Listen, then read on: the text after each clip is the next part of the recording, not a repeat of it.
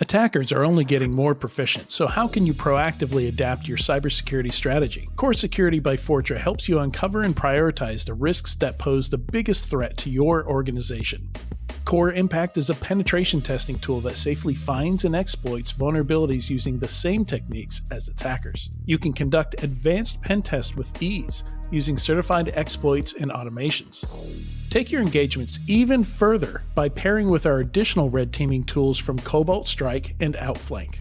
Learn more at securityweekly.com/Fortra Core Security. Are you constantly thinking about how to keep your enterprise as secure as possible? Get to know Chrome Enterprise, the trusted browser for security-conscious professionals like you. Its ease of use for IT and security teams and added access controls protect the remote, extended, and hybrid workforce, keeping your entire enterprise safe. Don't settle for a browser that compromises your organization. Visit securityweekly.com/Chrome Enterprise now to learn more and start protecting your enterprise like never before. Welcome back to Enterprise Security Weekly. You can now find us on Instagram. Follow us for highlight reels, giveaway announcements, and more at SEC Weekly, SEC Weekly. All right, this interview is sponsored by AT&T Cybersecurity. Teresa Lanowitz joins us today to talk about edge computing security insights. Teresa was an industry analyst at Gartner, where she championed AppSec and established the firm's AppSec quality ecosystem. She also created and launched the Gartner Application and Innovation Solutions Summit and has some fascinating and delightful career trivia. She worked on the C-17 cargo plane, was a product manager for Borland JBuilder. Remember Borland? And led strategic marketing for the Genie project. Welcome to the show, Teresa. Hi, thanks very much. That intro is really fascinating. You're saying, remember Borland? That's very funny. So thank you very much. Yeah, Turbo Pascal and I'm trying to remember some Delphi of the languages. And Paradox. Delphi, yes. C++, yeah. We had some Delphi at my first job. We had everything. We had a little bit of everything. Pepperidge Farms remembers. Yeah. All right. So yeah, let's I don't think the edge computing, well, at least in the stuff that I read, I don't think it gets as much coverage as maybe cloud and SaaS and certainly AI and things like that. So maybe, Teresa, where we start out is just laying some foundation for what that means when we talk about edge computing, especially in relation to public cloud, folks who still have on-prem resources, things like that. What do we mean when we say edge computing? Yeah, and that's a really good place to start. So when you think of where we are as an industry, we're really poised on the precipice of a new era of computing. We've gone from mainframe to client server to web to mobile to cloud, and now we're looking at edge computing.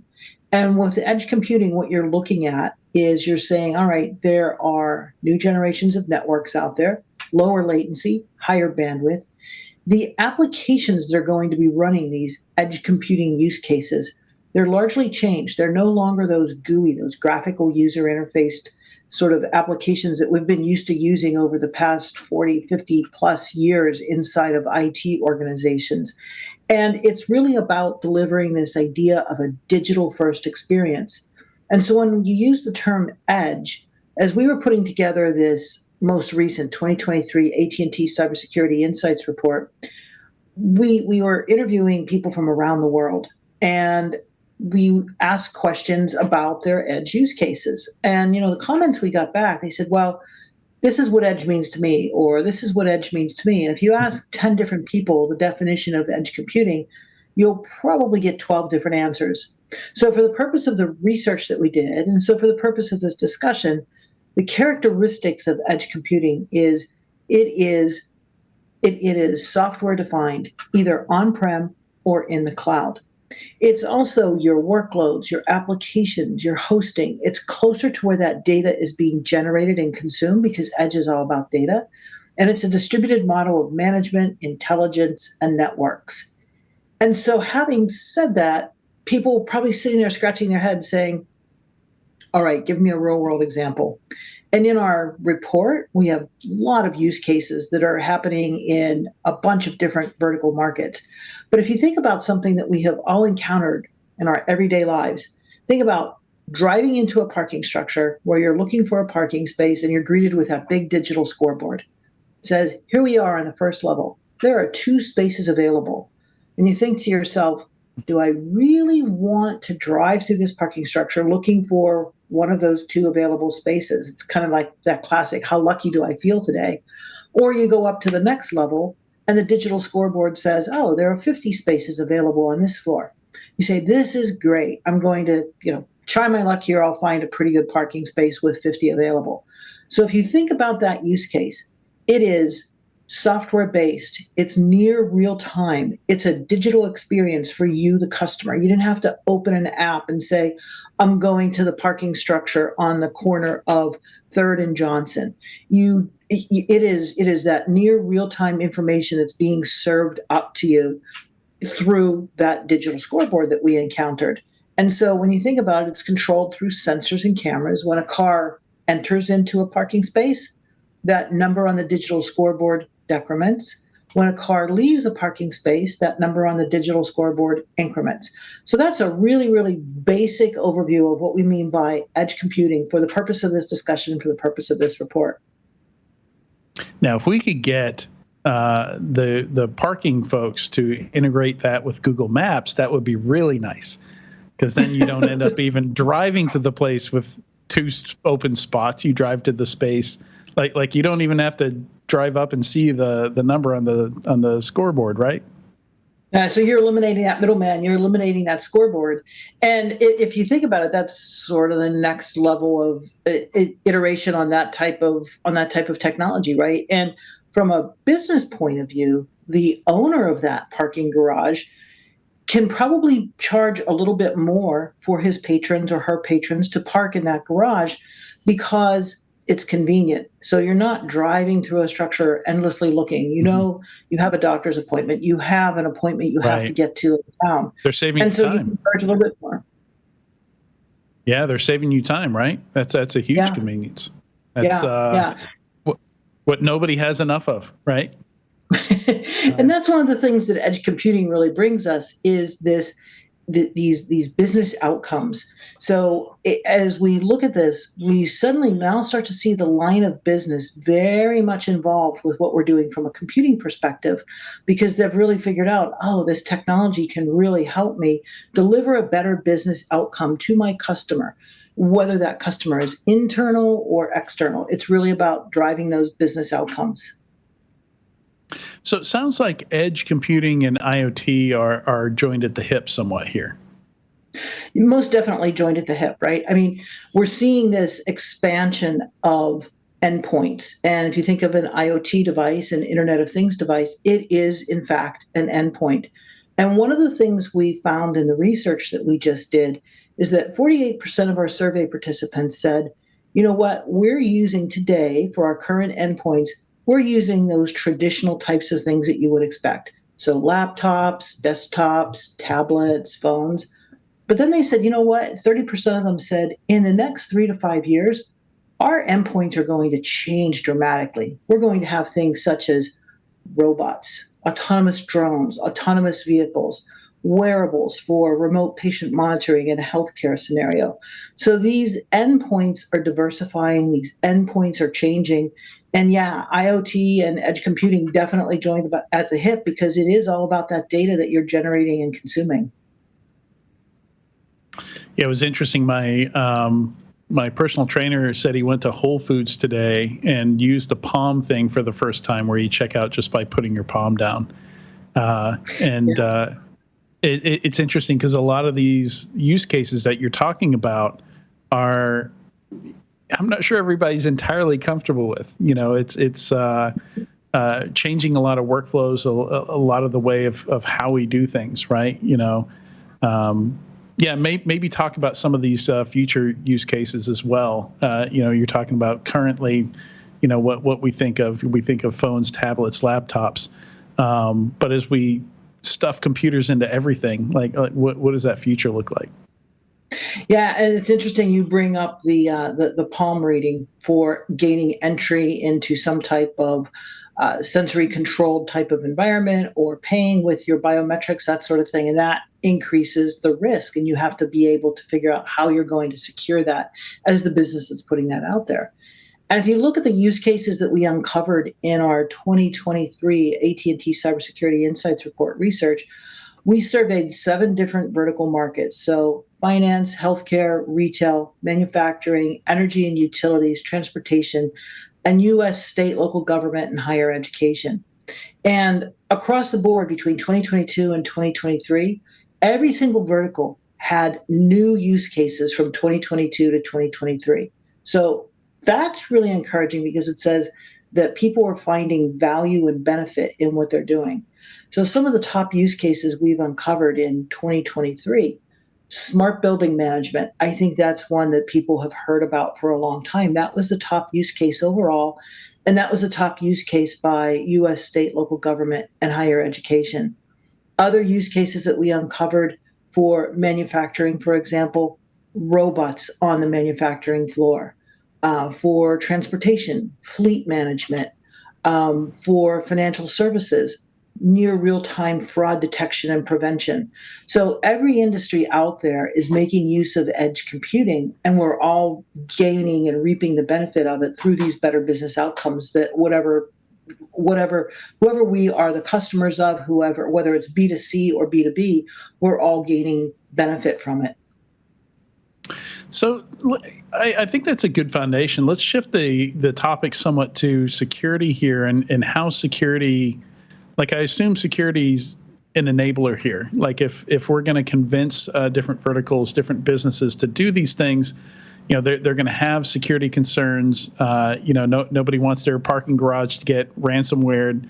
The current trend in cybercrime is taking away availability, from a business's ability to do business, which is unfortunately very, very front and center and very effective in getting people's attention. So is that kind of how it's seen here as an enabler to make these use cases possible because you can deliver them safely? Yeah, I mean, the pandemic in 2020, when everybody went home to work suddenly, what that did for security is it moved security from being a technical problem that some really smart people in your organization dealt with on a daily basis to being a business requirement. So every business case now has a security component to it. We know security has reached the C-suite. The topic of security has reached the boardroom. And if you think about how budgets were allocated for security in the past, security had been primarily an afterthought. But what we found with this research that we just did is that security now has that proverbial seat at the table. And so we asked our survey participants, we said, of your overall edge computing budget, how much are you spending on security? How much are you spending on applications? How much are you spending on the network? And how much are you spending on planning?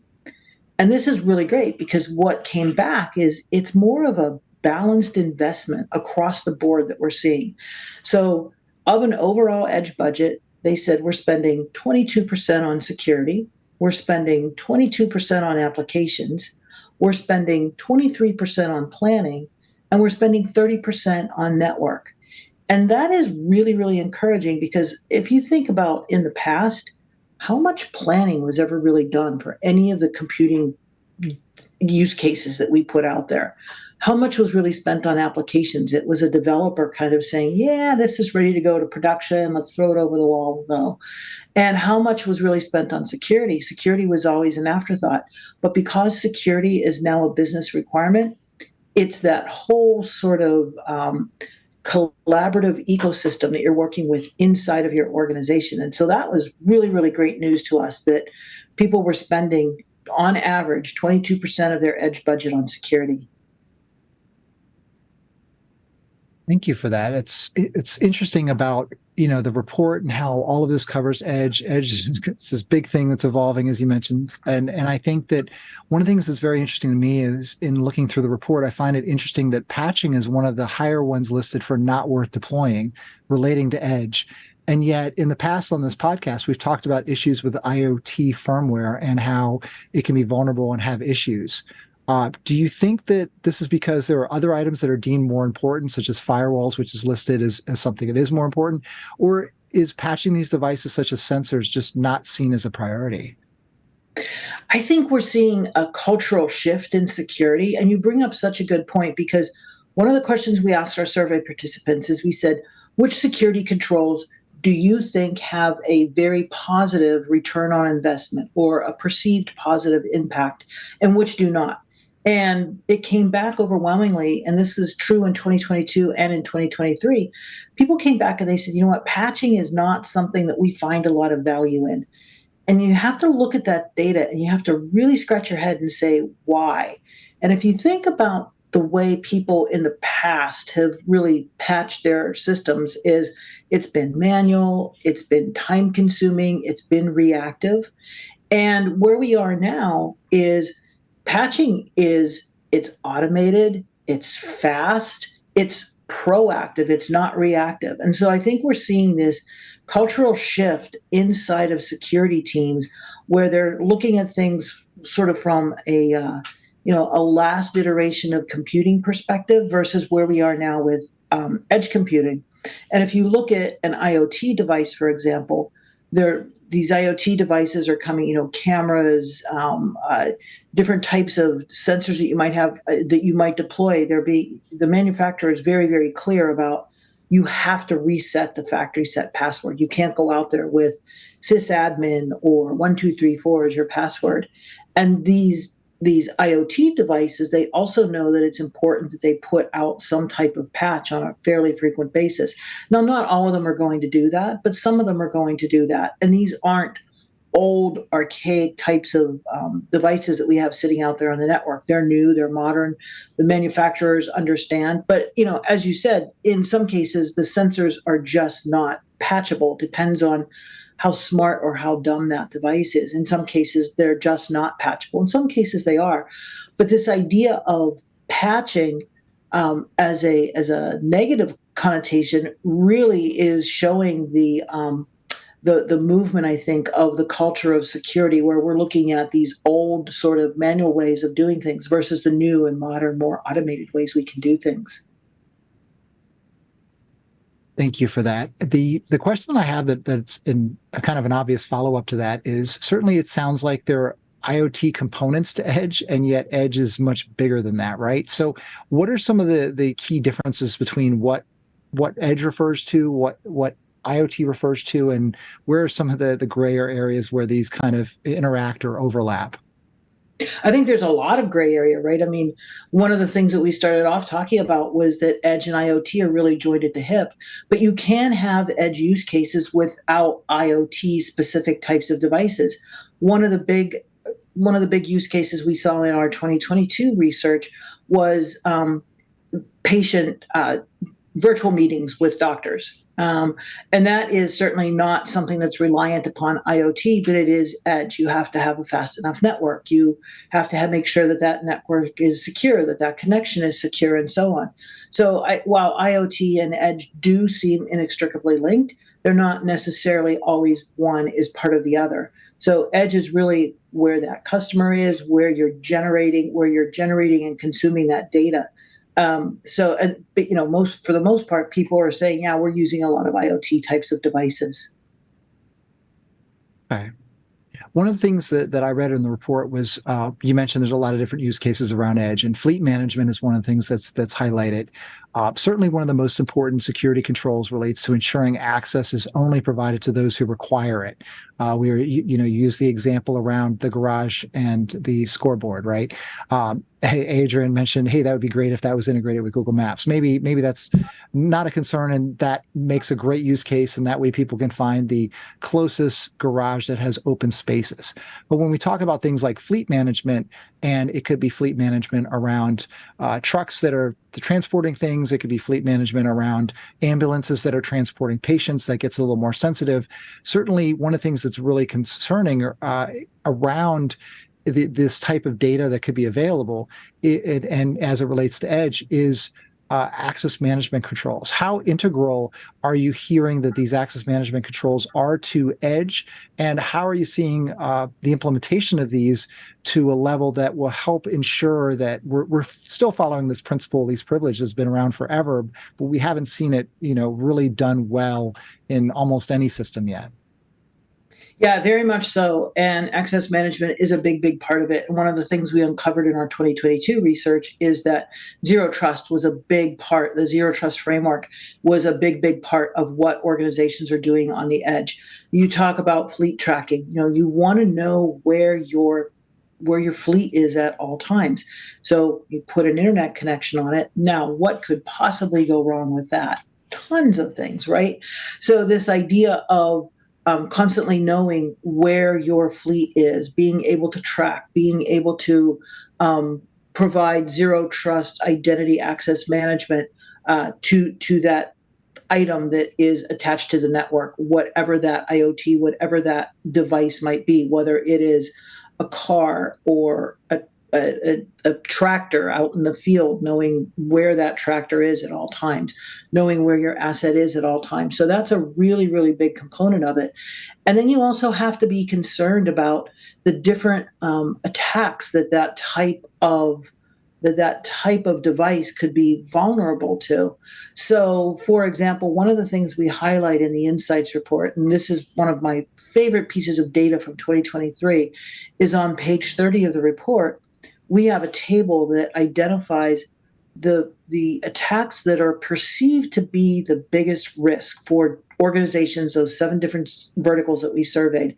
And it was interesting because the top attack type that came back out of 8 different attack types was DDoS. And we looked at this data and we said, wow, this is really, really fascinating, because last year DDoS was last and ransomware was first. This year, they completely switched positions. DDoS is first, ransomware is last. And that kind of brings me back to this sort of cultural movement, this cultural evolution that we're witnessing in security right now. If you look at a DDoS attack, it is about attacking some device, taking it down for some period of time, disrupting business for some period of time. Ransomware is much more interactive. We have to click on something. It requires me as a user to actually click on something, download some type of malware, and then the ransomware actors act from there. But DDoS attack is less interactive. An IoT device can be attacked very, very easily. A cyber adversary can attack that IoT device, take it offline to disrupt the business, or maybe they're working in concert with a DDoS or with a ransomware gang, for example, gain access through that IoT device, potentially move laterally through the network, execute some sort of ransomware attack. So there's a whole lot to be concerned about in terms of securing those endpoints that you're putting onto your network. Thank So you. this raises a pretty good point about the attack surface, right? Because we have so much more. You raised the point about working from home, everybody going to work from home and having security raised from a technical issue to more of a business issue. When everybody started working at home, this became a critical business issue to keep people running smoothly while keeping them secure. Now, in our last interview, we were talking a little bit about the CISO and the CISO's responsibilities, and you've mentioned getting a seat at the table. But we also know that there are new regulations coming out. The SEC just put out some new requirements today or very recently. We're getting a lot more stringent about what is considered okay and what is not in security, with the CISO being the top of that pyramid, right? So the CISO has all of this so-called responsibility, but at a place like AT&T, for instance, there are hundreds of security people. There are thousands of workers who work for the company or who are contractors. So who is really responsible if something goes wrong in security? And is it even reasonable to expect that, especially in bigger organizations, security is positioned to be responsible or to take the blame or perceived blame when something happens? Yeah, that's a good point. And I think that we have to be careful about conflating responsibility and accountability. Because in an organization of any size, everybody is responsible for security. You are responsible for not clicking on malicious links. And you are also responsible, if you do click on a malicious link, you need to inform somebody. You need to inform your CISO organization or your cybersecurity team or your IT team, whoever is responsible for the overall major accountability for security inside of your organization. And what this also really brings about is this idea that every company now has to be worried about security. And so what every organization wants to do, whether they are building airplanes, a financial services company, or selling flowers on Main Street, they want to innovate for their customers. They want to build better airplanes, better flying experiences. They want to deliver better financial services products. They want to give their customers more variety of flowers to choose from, for example. And so they want to be able to innovate for their customer.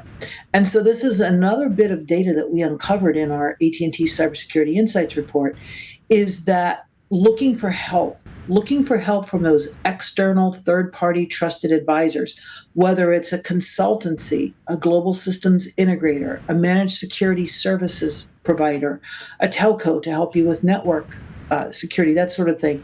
It is incumbent upon the organization internally to communicate and collaborate with one another, but more and more organizations are looking for that third-party advisor. In fact, our data shows that 64% of organizations say they're looking for that trusted advisor, that help to guide them along the way when they are in the planning phase.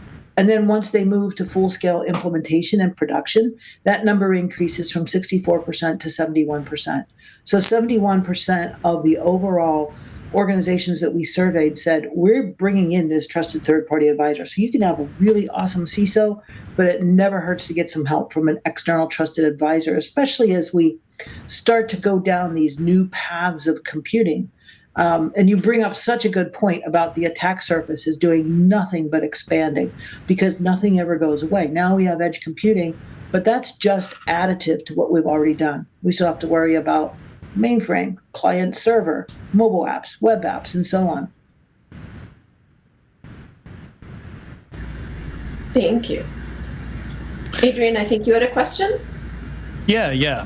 So, one of the things I found interesting in this report, and, I've seen a lot of other places as well, where the perception of where people should be prioritizing security budget attention. They're focused. There's a ton of stuff in the news. There's a lot of distractions out there. So I wanted to dive a little bit into like how we get people to be more data driven, I guess. And there's a few examples in the report. Talking about the the DDoS example, where they're concerned about that, but then it's like low priority in terms of controls. And, people are less worried about edge use cases, I think you say in the report. And just a couple weeks ago, we were talking about how, like in the FBI's report, where they report, the IC3 report that comes out every year, BEC direct losses is like 6 times bigger than ransomware. But, we see ransomware in the news. Obviously ransomware stops the business, BEC doesn't. But the actual direct losses are so much higher. It seems like, we're still very emotional in what we choose to work on. Maybe we should be a little bit more scientific and data-driven. Yeah, and that's a good point, being a little bit more scientific. And one of the things I like about our report is that table that I talked about We break it down by different vertical markets. So by the 7 different vertical markets that we surveyed. And I always advise people, take that and use it as a discussion point. If you're in a financial services organization, are you focused on really business email compromise? That was their number one concern, was business email compromise from financial services. If you're in manufacturing, are you focused on DDoS? Do you understand what a DDoS attack can mean? Are you well prepared for that? And so I think using some of these reports, using some of this data that's out there is a really good way to start that conversation in your own organization. And it's so interesting you bring up these different cybersecurity controls, because we found out in our research that the more edge use cases that organizations have, the more comfortable, or the more, I guess, more of a requirement that they see is to bring on more cybersecurity controls. So in the beginning, they might say, oh, we're only going to bring on, 1 or 2 controls. But by the time they reach 4 or more edge use cases, they're saying, yeah, all of these cybersecurity controls are really, really important. And we also found, you were talking about patching earlier in terms of the kind of the negative connotation that patching had in the report. What we also found out is that people told us through data, they said, DDoS is something that we're not too concerned about. But then in the next page, in the very next question, they come back and they say, DDoS is the most important thing we have to worry about, because that is our biggest perceived threat risk. So it's really interesting, and I think that you look at this, and there you can see through the data that cultural shift that is occurring within security organizations. And I totally agree. Making decisions based on data is a whole lot easier and a whole lot better versus making decisions based upon intuition. What other surprising stuff came out, jumped out at you from the report? I mean, first of all, it's 1,400 respondents is a huge survey. Like it's impressive to get that number of respondents. But being the 12th year that you've done this, I know some stuff is just going to be incremental, more trends, but still every year, you have a few things jump out at you, right? Yeah, you're right. And there are always those surprises. And we had, not to be too prescriptive, but it was 1,418 survey participants from around the world. So North America, Latin America, UK, Ireland, France, and Germany in EMEA, and then in APAC, Australia, Singapore, South Korea, and India.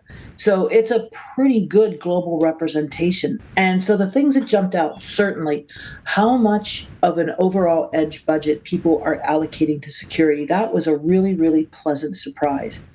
DDoS was one of those ones coming out as the top perceived risk. That was kind of a head scratcher, like, really? And when we got that data back, over the course of the past couple of months, we went back and we were reading some of our previous reports. And one of the technical, sort of more strategic writers on my team, she came back and she said, back in 2021, there was one sentence in our 2021 report that said, there is a perception that DDoS is going to be a concern in the next couple of years. And so, we had it there in writing from 2021, and we were still surprised by it, that it came out on top in 2023. The other thing I think that we found interesting is that geographically, people have far more confidence in their security preparation, their security systems, than they did in 2022. So there was just this incremental increase in the confidence. So we ask people, how confident are you that you can withstand an attack and recover from an attack? And across the board, in every geography, people said, yeah, we're far more confident than we were a year ago. And we also ask, how likely is it that that an attack is going to occur? And in 2022, it was on a scale of 1 to 5, it was up over 4.5. This year in 2023, it's down in the 3s. And the other thing that is really pleasantly surprising is that people are now equating a cybersecurity attack with a business impact. And I would say 3 to 5 years ago, you probably wouldn't necessarily see that correlation. And now there's that big correlation between, oh, if I have a cyber event, if I have some type of cyber event going on, I'm going to have a big business impact, whether that is reputational brand impact, whether that is stock impact, whether that is my customers no longer trust me. They're able to equate what those cyber incidents mean in terms of a business impact, which is really powerful, I think. Yeah, I'm glad that people are looking at it that way, because a lot of times when breaches are discussed, or what the risk is, a lot of the time the answer or the response can be so what, like others have the same problem, why does this really matter? So that can be an issue. But one of the things that I think we've talked a lot about here is this is the cybersecurity insights report from AT&T and where things are today as far as Edge goes. So how do you see Edge continuing to evolve, especially in new areas and spaces? And I got to throw in my buzzword bingo here. How do you think AI may or could or will impact this space? Yeah, so let's kind of take a look at where Edge is evolving to. And our data clearly shows, Adrian said, let's make decisions based upon data. So our data clearly shows that organizations are continuing down this path of implementing Edge use cases. They're seeing the big business benefit from it. The last year in 2022, our biggest use case that was implemented was in the manufacturing organizations for video-based quality inspection. And that's a really, really significant impact to the business. If you have video-based quality inspection on an assembly line, you're assembling widgets, and you have a variance for how these parts can go together, and suddenly that variance is off. You can then stop the assembly line and say, oh, we have to go back to the point of insertion of that defect. Think about how much money that actually can save a business in terms of product recalls or putting out products that may have to be scrapped when they do a visual inspection on them. So there's that big business outcome. And I think that what we're seeing is organizations are saying, you know what, we can innovate so much for our customers, whether it's in a B2B environment or a B2C environment, or whether that customer is internal or whether that customer is external, with a lot of what we're doing through edge computing. And then you bring in the AI component. And one of the things we have at AT&T is our AT&T Alien Labs. And that's our threat intelligence research team. And what they do is they work with the Open Threat Exchange, or OTX, and they look at roughly 21 million indicators of compromise a day coming from around the world. And what they do is they then go back and they enrich it with machine learning. So I think we're starting to see, and we've seen this for a while now, because our team has been doing this for a while, is that using machine learning to help you enrich what you're seeing from a threat perspective. Because there's always going to be a challenge with everything you're doing, and just getting ahead of those threats, understanding those threats, using machine learning to help you have more relevant findings, and have more relevant information about what's going on is only beneficial. Thank you. Yeah, it's interesting. One of the other things, I saw in the report that I found interesting, and maybe not surprising, but and I suspect increased regulation will affect a lot of what we see here. Certainly we just saw the SEC, put out the final rule, and we're going to talk about that next in the news segment. Putting more requirements on businesses related to cybersecurity. But vulnerability management looked like it was the least implemented for endpoint and data protection. So I thought that was again it not surprising. I think IoT, like just asset discovery with IoT, is very tough. A lot of the tooling out today will just tell you, it looks like a Linux device. Yeah, sure. Yeah, I mean, most IoT devices run some flavor of Linux under the cover, but no ability to say, oh, it's from this manufacturer and it's 3 versions behind, and you can get the firmware updates over here. It seems like does it seem to you that we're still kind of a long way away from that, just due to the huge long tail of the number of manufacturers that make this stuff? Like we were talking about, Amano McGann, I think, unless they got acquired or something like that, was one of the big manufacturers of this kind of specialized parking technology that raises the arm and has the payment features and stuff like that, and probably also counts the cars. So is that still a ways out, do you think? Yeah, well, I think that every challenge is really an opportunity. I prefer to phrase it as an opportunity. So I think that this idea of understanding what's attached to your network, what it's doing, what version it's on, there's a tremendous opportunity out there, because what that says is that every organization needs to map their network appropriately, understand what is connected. And that goes back to who your users are as well, not just your endpoints, but you want to make sure you understand who and what is connected to your network. And there's a big, big opportunity out there for doing it in a little bit more refined and a little bit more relevant way. So I think that, it's an opportunity. We're at the beginning of this concept of edge computing. We're seeing all of these things make pretty fast advancements, pretty quickly. I was at a conference last week, a healthcare conference, and one of the use cases that we always talk about from the healthcare segment of the report is this idea of robots in a hospital. So think about delivering supplies to a nurse's station or disinfecting a room after a patient leaves, whether it be in a hospital or a doctor's exam room. And so these types of things are already happening. And they're using robots in some pretty interesting ways. They're using them, we've all been into a hospital and we're trying to find the X-ray department. And they say, follow the blue line to the red line to the orange line. And you kind of, at least me, I'm very directionally deficient. And I really admit that, using robots to help people navigate a big area that they're unfamiliar with in a confined space, such as a hospital, where they're actually looking for information. We've seen some of those things before in shopping centers, and nobody was really asking for that. Nobody really said, hey, in a shopping area or in a mall, for example, give me a robot to help me figure out where I'm going. People are pretty aware of what they need to do there. But in a hospital, an unfamiliar environment, using something like a robot is really important. And I think that just the network mapping is going to get better. We're going to get better at understanding what devices are connected to our network, what's still in use, what's not in use. We saw that several years back where computing just became so inexpensive that every developer could just, put a server under their desk, and pretty soon you had this proliferation of servers.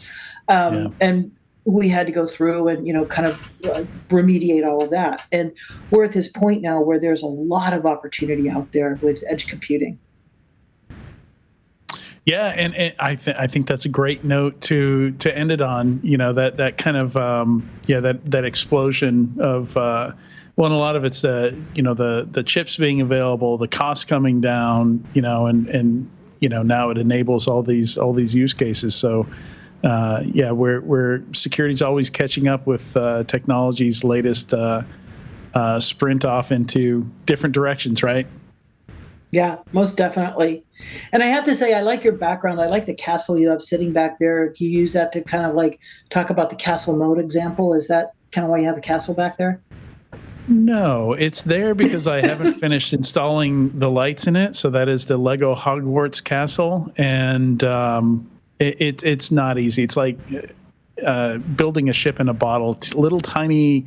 I mean, it seemed like a great idea. I got the castle as a gift for one of my kids, and we built it forever ago. But I also got the lighting kit, and the lighting kit is another 600 steps where you go back through, use little tiny pieces of double-sided tape, and you're putting little LED. I'm sure it's going to look amazing once it's done, but I'm only about 200 steps in, and there's a lot of little tiny wires to hide and little tiny LEDs to put in it. No, I don't. It's not there intentionally. It's there because it's not done. One day it will. Is it an IoT device when you finish with it? Is it an IoT device? Yeah, I mean they're just LEDs, so it could be. I could attach it to some kind of smart device, and we could have a turn on the Hogwarts lights action, I'm sure. Yeah, one day behind me, it will be lit up, and we'll celebrate on that day. And the day after that, it will get off my table and go on a shelf somewhere. Awesome. Teresa, thank you so much for joining us on Enterprise Security Weekly today. It was a pleasure. Thank you so much. It was great talking with all of you. All right. Make sure you visit securityweekly.com/ATT Cybersecurity to learn more. And also in the show notes today, we have a link to the report that we've been discussing today with Teresa. And we will be right back in a few moments with the weekly enterprise news. So stick around.